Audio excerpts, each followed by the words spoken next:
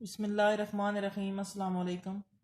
جماعت ہشتم کی اردو میں حصہ گرامر ہم نے شروع کیا تھا، جس میں ہم نے پہلا ٹاپک اسم کی اقسام بناوٹ کے لحاظ سے پڑھی تھی، اور اس دن میں نے اسم اور اسم مصدر آپ کو پڑھایا تھا۔ آج ہم اسم مشتق کے سے آگے پڑھیں گے۔ اسم مشتق وہ کلمہ ہے جو کسی مصدر سے نکلا ہو، جیسے پڑھنا سے پڑھائی، لکھنا سے لکھنے والا، ڈرنا سے ڈرا ہوا وغیرہ اسم مشتق کی مثالیں ہیں۔ اسم مصدر سے بننے والے نئے لفظ یا الفاظ کو اسم مشتق کہتے ہیں۔ مزید اگر ہم اس کی ڈیٹیل دیکھیں تو مثالیں میں کئی ملیں گی، جیسے لکھنا سے لکھائی، لکھنے والا، لکھے گا، لکھتا ہے۔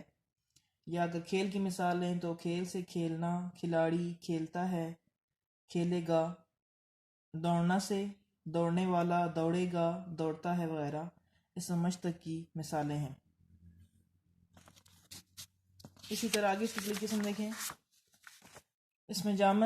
اسم جامد وہ کلمہ ہے جو نہ خود کسی اسم سے بنا ہو اور نہ اس سے کوئی اور اسم بن سکے۔ اسم جامد وہ کلمہ ہے جو نہ خود کسی اسم سے بنا ہو اور نہ اس سے کوئی اور اسم بن سکے۔ اس کی مثالیں دیکھیں، مثلا کتاب، تلوار، باغ، قلم وغیرہ۔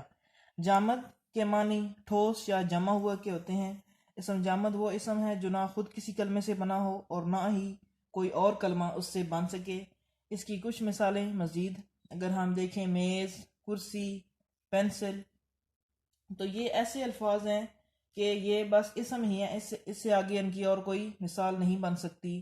یا زیادہ اگر ہم یہاں پہ میز کی مثال دیکھیں تو میز کی واحد کو ہم جمع بنا سکتے ہیں، لیکن میز سے آگے کوئی اور لفظ نہیں بن سکتا۔ اسی طرح کرسی، پینسل، چٹان وغیرہ بھی اس اسم سے بھی کوئی اور لفظ نہیں بن سکتا۔ بناوٹ کے لحاظ سے اسم کی آپ لوگوں نے اقسام پڑھی ہیں، جس میں اسم مصدر، اسم مشتق اور اسم جامد۔ تو اب آپ لوگوں نے اس کام کو لکھنا ہے اور یاد کرنا ہے۔ یہ سوال میں نے لکھا ہوا ہے آپ کے گھر کے کام کے لیے کہ بناوٹ کے لحاظ سے اسم کی کون کون سی اقسام ہیں، مثالیں دیجیے۔ یہ پورا ٹاپک آپ لوگوں نے یاد کرنا ہے اور اسے نوٹ بک پہ لکھنا بھی ہے۔